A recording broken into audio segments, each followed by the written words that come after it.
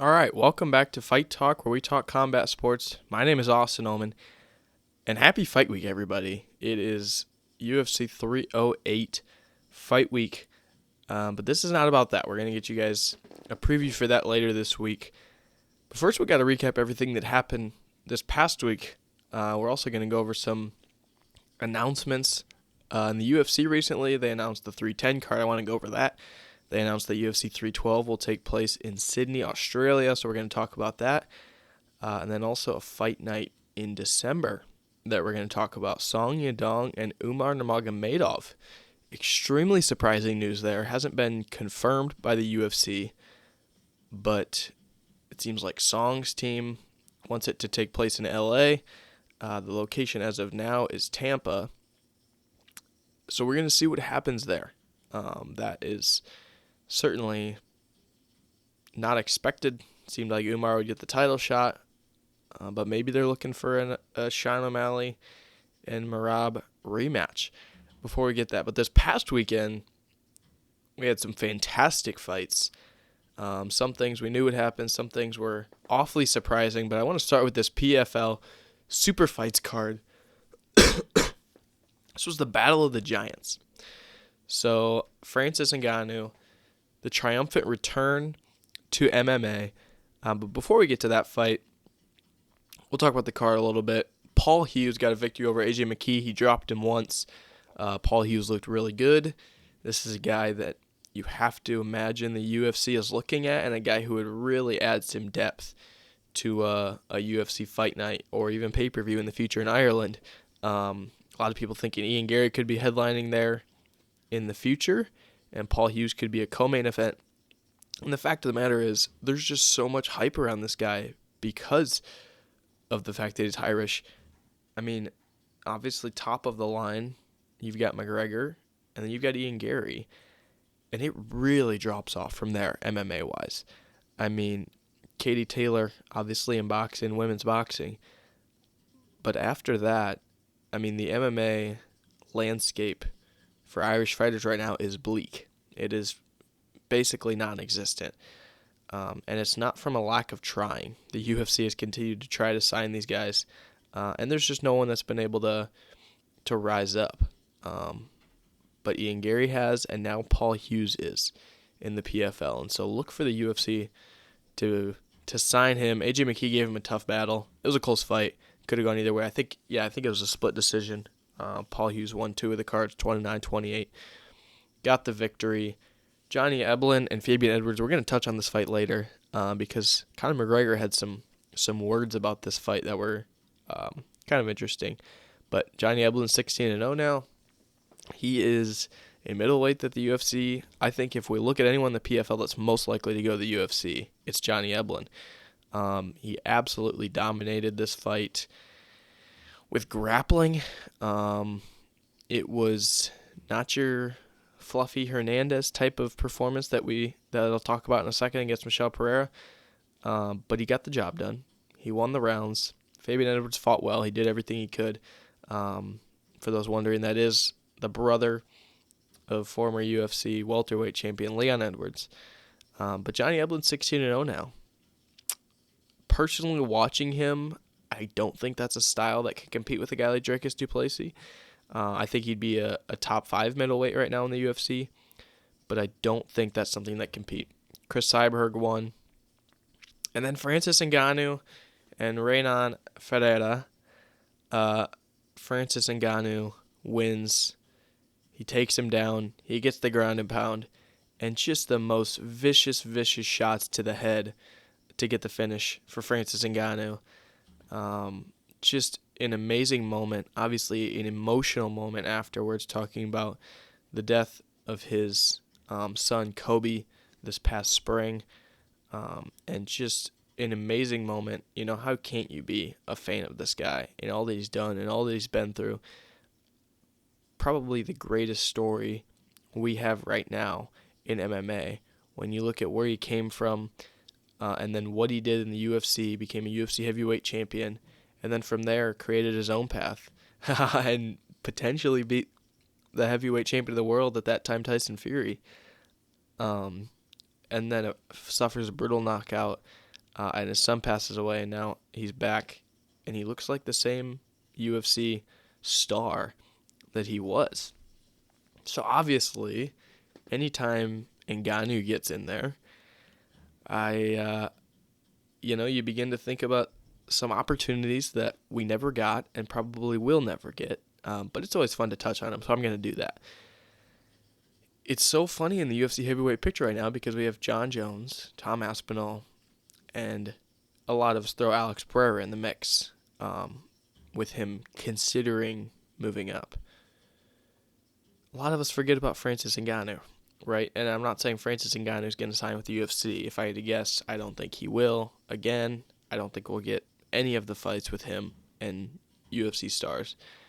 The Ngannou Jones one is crazy. Ngannou Aspinall, too, is two guys who are so good in the stand-up and on the ground. Two guys with vicious ground and pound stuff. And it seems like it might just be a matter of just who lands the first punch, or who gets the first takedown. Because they're both so vicious. Like when Ngannou or Aspinall takes you down, you're not going to get up because they are going to ground and pound you to death. We saw Ngannou do it. We saw Aspinall do it in his last fight. I mean, this is just over and over. These guys have showed just extreme power. So obviously the talk was always Jones and Ngannou. Jones took all that time off to move up to heavyweight. We never got the fight. But Ngannou Aspinall is crazier. But, I mean, to get even a little wilder, let's say Jon Jones beats Stipe Miocic, and then say Pereira beats Ankalaev next spring or something. I mean, can you imagine? And here's what's crazy is the Saudis can do it. Like, that's where we can get a glimmer of hope at this point, is the Saudis can do something, right? I mean, this is Francis who's got 3 straight fights now in Saudi Arabia. And obviously Dana's been doing stuff with the Saudis. And I can see them somehow pulling something together. Seriously. It would be all turkey. But like a 4-person heavyweight tournament where you have Francis Ngannou, Jon Jones, Tommy Aspinall, and Alex Pereira. I mean, if Jones is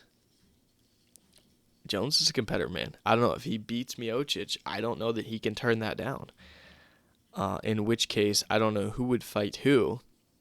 It wouldn't really matter. They're all 4 capable, I think, of getting it done. But that would just be insane. That would be insane.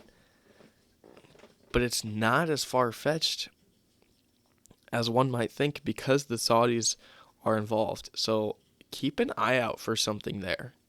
I think, especially with Ngannou, now 3 straight fights with the Saudis. He's been dealing with Turkey. I can see something interesting happening there and surprising all of us because you know how much Turkey Al-Sheikh loves a challenge.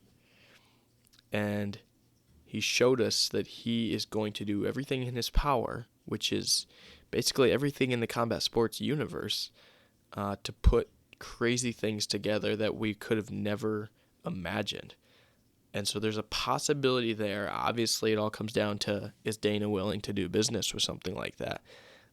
We know how much he dislikes people putting themselves ahead of the organization, if you will, like a McGregor situation right now. But obviously with Ngannou basically said, it's been good, but I'm going to go carve a new path and become bigger than this organization. And obviously we've seen Conor do that. And Dana does not enjoy that. So it's not going to be easy. I'm not saying it's going to happen. But I'm saying there's probably a bigger possibility than you guys imagine. So that was Francis Ngannou. He gets the victory over Ferrer there. And that brings us to the UFC Fight Night in the Apex. Anthony Hernandez versus Michel Pereira. I was so excited for this fight. Anytime Michel Pereira fights, it is entertaining. I mean, if you watched the clip before the fight where they show his previous fights, you saw a bunch of backflips and crazy things jumping off the cage. This guy's always been a showman, and he was continuing to be a showman in the UFC, but he dropped a little bit of it. I say that hesitantly because he did do a backflip onto his opponent in his last fight in Rio. But he dropped a little bit of that and was really on a roll. And he was on the type of roll that I believed could, I thought he could be a UFC champion. I don't think that anymore. But it's less because of, like, what he did and more of the dominance of Anthony Hernandez.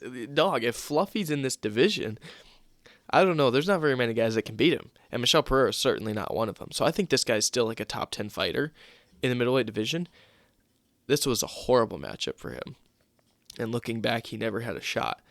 I think every judge, except for, I think 2 out of the 3 judges had at least 2 10-8 rounds in this fight. I mean, that's all you need to know. It was just pure domination from Fluffy. Dominated on the ground. He was 150 to start the fight. Michel Pereira came out extremely hot early and was landing big shots. It looked like maybe he was going to get a finish there. Anthony was never really wobbled, and he got his first takedown in the first round and then just took him down round after round after round. A brutal video of Pereira's girlfriend in the Apex on her phone during the 4th round. But I'm going to talk about McGregor's comments about the Edwards and Eblen fight later, and about boring grappling versus entertaining wrestling. This was entertaining. I mean, this was pure Khabib-like domination, where it's not just like, I'm going to take you down, but I'm going to take you down and put some blood all over this canvas. I mean, it was pure domination. So Fluffy gets the win. And so just for fun, we'll check out the middleweight division. So that puts him, he's at 13th right now. Pereira was at 14th. And that seems like it's going to jump him. I mean, I'll just list him off right now. I think he beats Costa. I think he beats Dolidze. I think he beats Brendan Allen. I think he beats Jared Cannonier. I think he beats Vettori.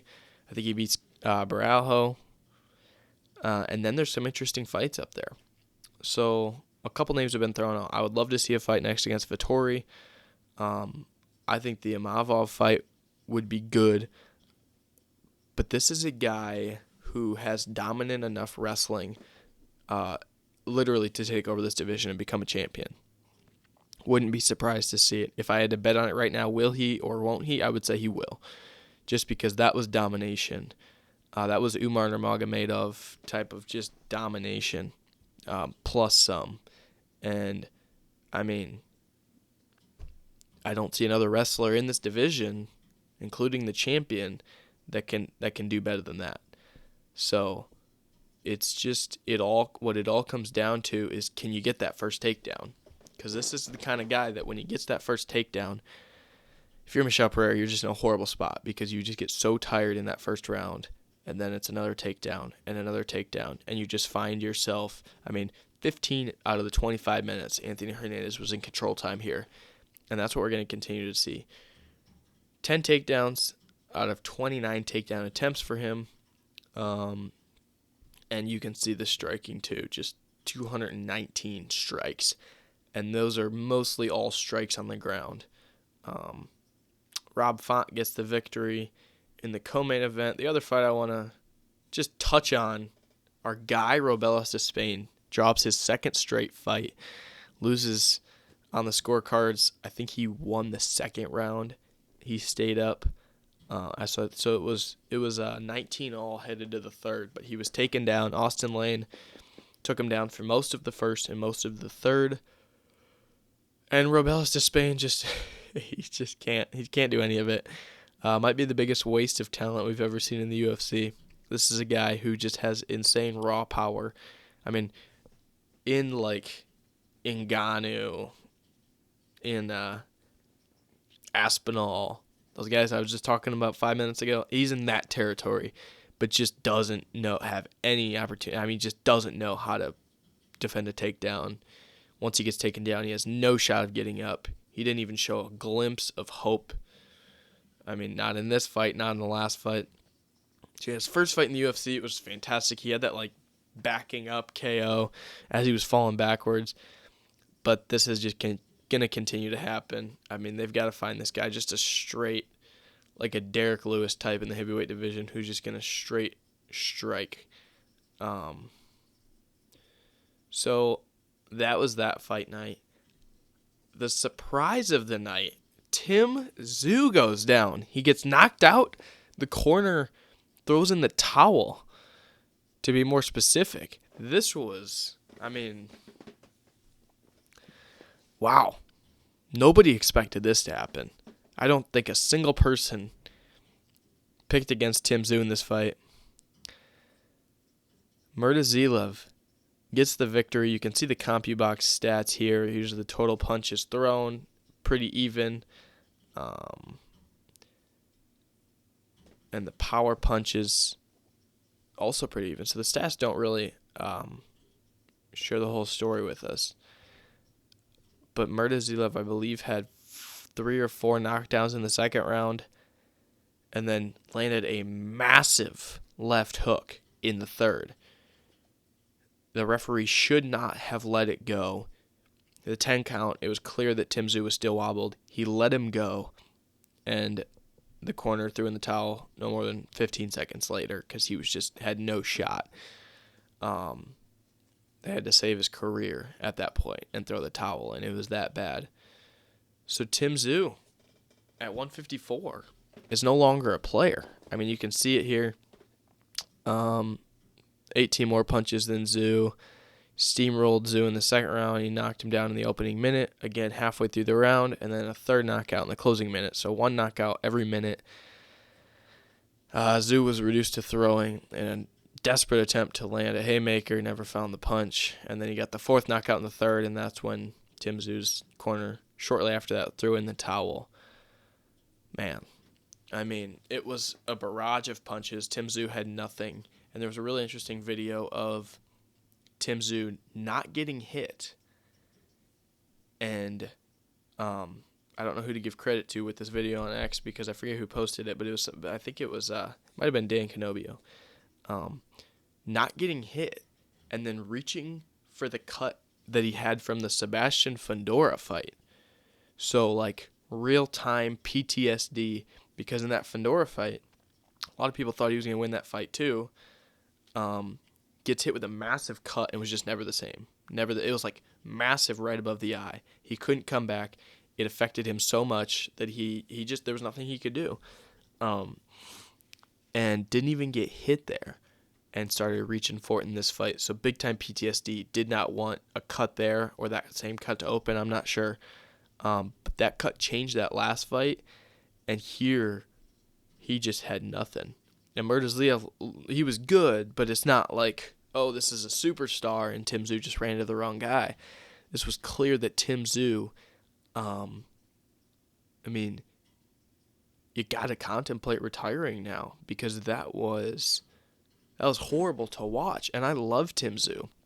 And it's so sad because there was so many big fights for this guy. I mean, this guy was supposed to beat Terrence Crawford.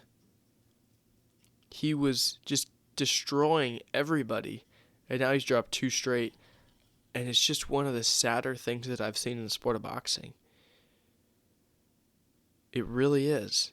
I mean, he's such a likable guy, and it's clear that I'm confident in saying he'll never be the same fighter again. I saw enough in this fight to just know that. I'm so confident in saying that. And it's really unfortunate that I have to say that, but he should really consider moving on. Because this was a totally different guy in the ring, and he is not a player at 54 anymore. And so, congratulations to Murtazilov, but man, did not expect that from Tim Tszyu. But the guy's an absolute warrior. He took shot after shot after shot, massive shots, and he continued to come back. So he's such a warrior for that. But sad stuff, man. Sad stuff. So that's how we recap this past weekend. Fluffy, Ngannou, and Murtazilov get the big victories. And so I want to hop in to some UFC news. We got UFC 312 is confirmed for Sydney. So I want to go through this ESPN article and kind of share what my thoughts are. It'll be another, looks like Sunday morning event there, so Saturday night for us. Perfect. Love to see that. So the most obvious one, obviously, is Volk, who's been sitting out, returning against the winner of the fight this weekend, Ilia Topuria versus Max Holloway. Makes total sense. It would be respectful of the UFC to give Volk that shot. And on home soil. Like, that would be, it would be perfect. Because if Holloway wins, that's crazy. That's a 4th time. And now you've got a guy who beat Holloway 3 times, but seems to be a little past his prime, against a guy in Holloway who got beat 3 times, but seems to be entering his prime. If he beats Ilia Topuria. I mean, if Max Holloway beats Ilia Topuria, even if it's with a knockout or something, I mean, you talk about career rejuvenated. So that would be a crazy storyline. Usually, obviously, we don't get a 4th fight between people when there's been domination in 3 fights. But this would be different, clearly. If it's Ilia Topuria, obviously you've got the rematch.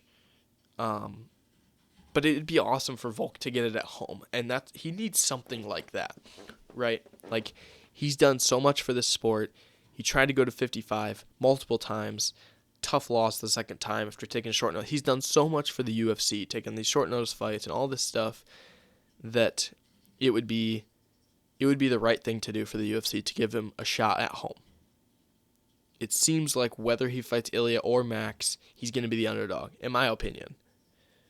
I mean, whoever wins the Ilia Max fight has got, especially if it's Ilia, I mean, just tons of. Certainly Ilia would be a favorite. I would guess Max Holloway would be a favorite too if he beats Ilia. So, he's the underdog. I would pick him to lose either of those fights just right now, based off what we know. And so it would be nice for him to have an advantage because of his tenure in the UFC and what he's done.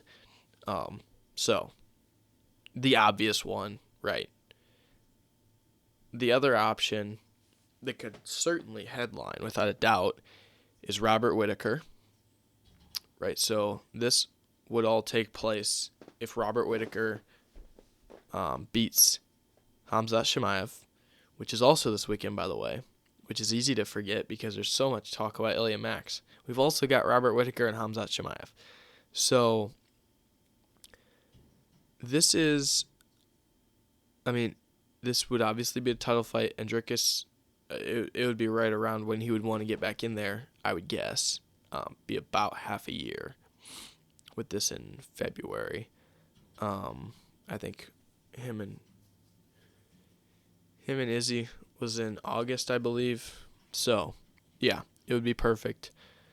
And Whittaker would be on quite the roll. Obviously, beat Paulo Costa, beat Ikram Alaskarov, and then would have now beat Khamzat Chimaev. So, obviously, that would be good enough to headline. Boy, if Whittaker does beat Chimaev, you can think they would still want to do the Volk fight there too. I don't know what other fight Volk would have been waiting for. Obviously, he's waiting for the shot, and they've kind of said that they're going to give it to him. So, in that case, it would be, I mean, the Volk fight was still headline. Would they want to do this on a co-main? You would think Dricus would say no. He, as a champion, wouldn't want to fight Robert Whittaker in Australia on a co-main. That's not, super appealing. So I can see them waiting out on that if the Volk thing all works out. Who else are we going to see on the main card? Obviously, look for Jack Della Maddalena. Was going to fight there in August, but had the broken arm, and so he should be good by then. And so it talks about whether JDM could fight Leon Edwards. Obviously, there's a case for that. Kai Kara-France had that crazy knockout against Steve Erceg, so Kai Kara-France certainly seems like would fight there. Maybe against the winner of Pantoja versus Asakura.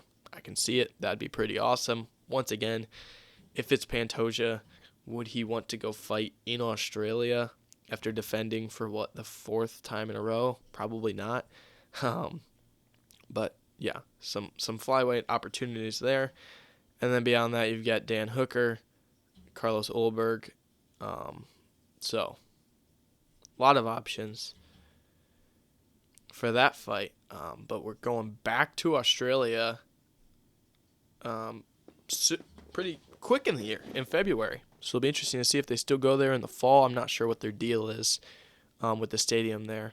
But I think I might have heard before that they would have to get 2 in a year based on the deal they had with the arenas in Australia. So, good news there. Volk's the obvious one. Whitaker would be, obviously, if he wins this weekend, would be the other way to go. Another announcement, which is not official, but it seems pretty close to being done, is Umar Nurmagomedov versus Song Yadong. This was a complete surprise. Because Song Yadong just lost his last fight to Petr Yan, and it seemed like he'd be going backwards in the rankings, fighting way down, like 10 through 15 guy. And instead, he gets the guy that we thought was going to get the title shot. So Umar Nurmagomedov apparently is not getting the title shot, which makes you think that Sean O'Malley is going to get the rematch against Merab. And Umar's going to have to wait and beat Song Yadong. It's also interesting because he just got a win against a guy who's a lot better than Song Yadong, right? So he's fighting backwards in a way too. So something to keep an eye on here. Again, not official, but very surprising. Umar would dominate this fight. It wouldn't even be close. This is a matchup nightmare for Song Yadong. It's not going to happen. But yeah. We'll keep an eye on that and find out when that's official. But Umar would win that fight just so dominantly. There's no way he would even lose a round in that fight. Another announcement, which was, a week and a half, 2 weeks ago maybe, was UFC 310.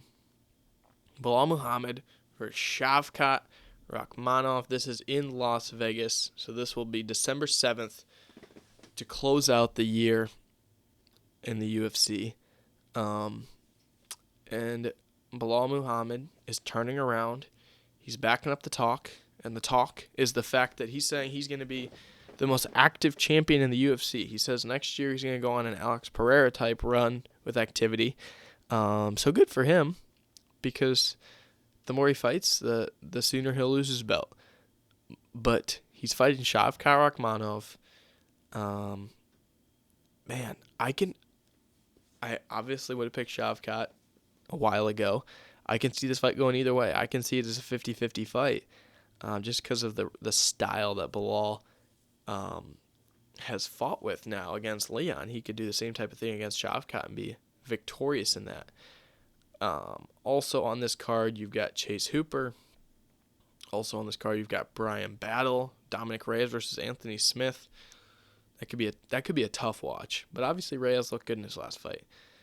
Aljo and Evloev, and we're getting the Nick Diaz fight. So Nick Diaz was supposed to fight on that Abu Dhabi fight night, and that didn't work out. But now he's gonna stay in America and fight in Vegas, so that's gonna be pretty awesome.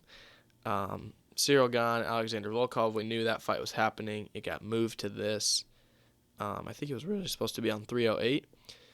And then Pantoja versus a guy who, for his UFC debut, Kai Asakura, will be fighting for the belt. This is the only time that this has happened. And so here he is. He is going to be picked by a lot of people to win this fight. He's an absolute star. He's a flyweight from Japan, for anyone who doesn't know him. But a lot of people are going to pick him to win this fight. So Pantoja's, he's got a tough fight on his hands here. So double championship fight there. Excited to see that. So the announcement for 310 is there. So we're booked through 310 for announcements now. Not sure what 311 is going to look like. Based on past years, they might go to Canada for that. Just based on what they did last year. But Not sure they want to do that. Some other news, Mike Perry was arrested. Some more trouble with the law here for Mike Perry. He was arrested and charged with the DUI. So hopefully Mike Perry's all right. Would love to see him back in there. Obviously, his last fight was against Jake Paul. But yeah, hopefully Mike Perry's all right. I want to touch on Conor McGregor a little bit because Conor McGregor made some headlines for some more tweets, which is a weekly thing. But I thought these actually had some substance, so I wanted to talk over them. So he was watching the Johnny Eblen Fabian Edwards fight, and he said basically, this is awful. And it was. Eblen couldn't even take Edwards down. He was just holding him against the cage. It was just like the Jose Aldo fight we saw last month. I mean, it was really bad. Actually, that was still this month. I forget, we got 2 pay-per-views in this month. But here's what Conor said. He basically said, it's become the norm nowadays. The product is suffering because of that. And obviously I bring this up because me and Jackson have talked about this a lot on this podcast. He says if it wasn't for the brand name, obviously the UFC, already well established, which it is, probably puffing himself up a bit there because he helped establish it quite a bit. He said it would be well in the bin by now. So basically saying if the UFC wasn't called the UFC and people just tune into the UFC because it's the UFC, if they were actually looking for entertainment, he's saying they would tune into something like Bare Knuckle. He says it would be in the bin by now. He says it's in the bin in the mainstream, which totally understand him saying that, right? He was entering the mainstream. He was entering the boxing arena with Floyd Mayweather. And it's not there anymore as of now. I mean, just ask yourself, when I turn on ESPN, how much are they talking about the fights, right? When I turn on the shows on Fox, Colin Cowherd, right? Skip Bayless. How much are they talking about these fights? Never. Unless it's Conor McGregor, John Jones. They'll talk about it for 20 minutes, but otherwise never. So he's got a point there. He says that's a fact. There is no mainstream casual audience here. I would agree. Very true. Me and Jackson talk about that all the time. Where are the casuals? How are we bringing them in? And he says it needs calling out, which is exactly what he's doing. Adjusting. A full review. Exactly what we have been calling for. Time and time again on this podcast. It needs adjusting. It needs a full review. It needs change. MMA is better than what it has become recently, in my opinion. And then obviously has to puff up bare knuckle a little bit, says that's where it's at. The future is now. There's zero feeling of an event dragging on that is so prevalent in today's MMA. More intense, more deadly, more blood. No room for stalling. It's true. There's more entertainment in that. Obviously, no wrestling and 2 guys that start the fight in the middle of the ring and just go at it. So he's totally right. Obviously, he's a promoter and co-owner now of BKFC, so that's why he's saying that. But his thoughts on the UFC are really good, I think. And that's the fact that this is an entertainment product. And so we can continue on the path that we're going. I talked about this a couple podcasts ago. We can continue on that path. But we have to be aware that it's just not going to reach the mainstream then. And we can talk about, it's got to be merit-based and we need to see who the best fighters are. And sometimes wrestlers will take over for a year or 2, and then strikers will figure it out, and then they'll take over, and it'll go back and forth. But we should want whoever's the best MMA fighter, right? And that would be cool, except the UFC doesn't actually work that way, right? Kaya Sakura just got a title shot. It's not merit-based. This is about entertainment. And so they're like half in and half out on like, yeah, we kind of want a lot of entertainment, but on the other half, it should be merit-based. Like, things should make sense. We got to let these wrestlers do their thing. That's just how MMA works. But the thing is, MMA is the UFC. We set the standard in the UFC. And so I think Dana has to understand that and say, well, some people are putting out a more entertaining product than us. And we get to stay on top because we have the top fighters and we are the UFC and we were here first. But we should look at that and say, well, is there a way to make this product more entertaining? I think if we do that, we could be in a really good spot. Because it's always been about entertainment, right? Why does the older generation always talk about Mike Tyson? It's not because he was Floyd Mayweather and had great head movement, right? It's just pure violence every time. Entertainment. Why does nobody talk about boxing now?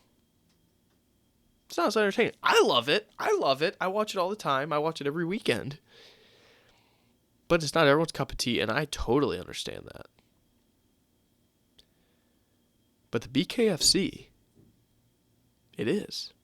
It doesn't have the brand names. It doesn't have all that. It's got Mike Perry. It's got Conor McGregor as a promoter. But he makes a great point here. And so I wanted to point that out because I thought it was really interesting. Conor McGregor rambles off a lot of stuff, and most of the time, we don't even talk about it on the show because it makes no sense. But this was really good. This was really good. And some people say, oh, he's just saying that because he lost to Khabib, who's a wrestler. He hates wrestling because he loses to wrestling. It's, partially true. But we have to look at this from a fan's perspective and say, hey, this is a business. Because clearly the UFC's here to make money. If they weren't, they wouldn't be working with Saudi Arabia right now. They want to make money. And they're not putting out the best product.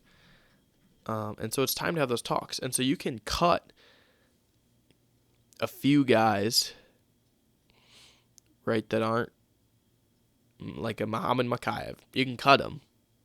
At the end of the day, it's not going to mean anything. Cutting Muhammad Mokaev did absolutely nothing for your business. Didn't make people start watching, didn't make people stop watching, besides maybe Muhammad Mokaev's family. Or him, I don't know. Besides that, it didn't change anything. So you can do a few things like that.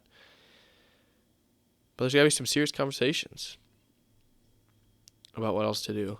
One more thing I wanted to touch on before I end this is just a weird thing. There's some fight. So after this, there's 2 fight nights coming up, and I was just super confused as I looked at this yesterday. We've got a fight night here in Canada, and then a fight night in the Apex. And I might be wrong here. I'm open to being wrong. But I wanted to get your guys' thoughts on it. We're having 2 fight nights around, and one is live, one's not. One's in the Apex, one's in Canada. Totally understand that. So Brandon Moreno, Amir Albazi, great live headliner. That'll be an awesome fight. And then Blanchfield, Rose Namajunas, and then Derek Lewis versus Denise. So, first off, I didn't even know Derek Lewis until last night had a fight signed. But he just won his last fight in entertaining fashion.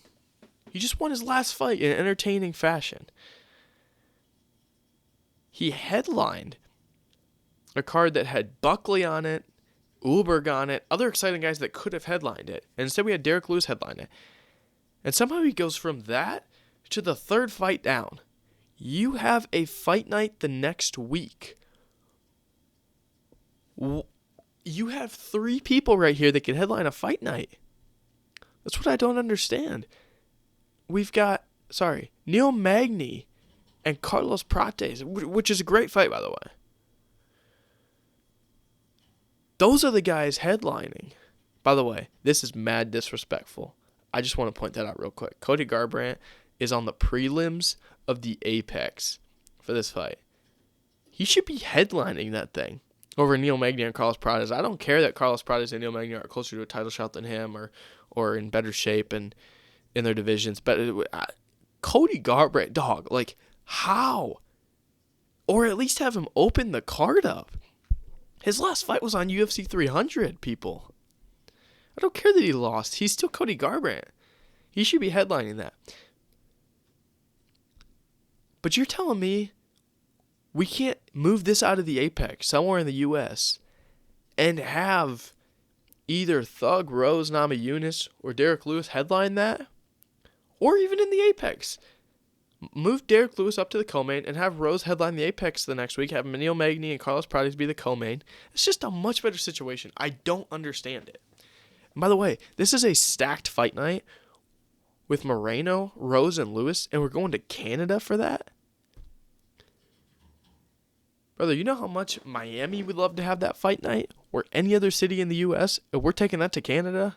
Are we being serious right now? This is terrible. This is in Canada. We've got a guy from Mexico and Iraq. USA, USA, USA, Brazil. Brazil, Brazil. Here's the first Canadian. Is 5 fights down. This is the craziest thing, man. I cannot believe this from the UFC. I don't get it. That's a sour way to end the podcast, but some frustration from the UFC. Topuria Holloway is this weekend, 1 o'clock start time for the main card. So you got Topuria Holloway, Khamzat Whitaker, Lerone Murphy, which me and Jackson are very high on, against Dan Ige. Magomed Ankalaev versus Rakic. Shara versus Perjoyson. And then Jeff Neal is on the undercard. Rebecki's on the undercard. Had that massive knockout earlier this year. Bruno Ferreira, Magomedov. Chris Barnett is on the undercard. So we're going to touch on all of that. I'm thinking me and Jackson are going to come out with a podcast. Should come out this Thursday. And I know for sure I will come out with a podcast right after the fights on Saturday. Hopefully he can join me for that. But it's an afternoon fight, so we'll have plenty of time to upload that Saturday afternoon after the fights. It's going to be really good. Cannot wait to get those podcasts out and to watch these fights. Ilia Topuria and Max Holloway. How good is that? For now, I'm Austin Ullman, and I'll see you next time.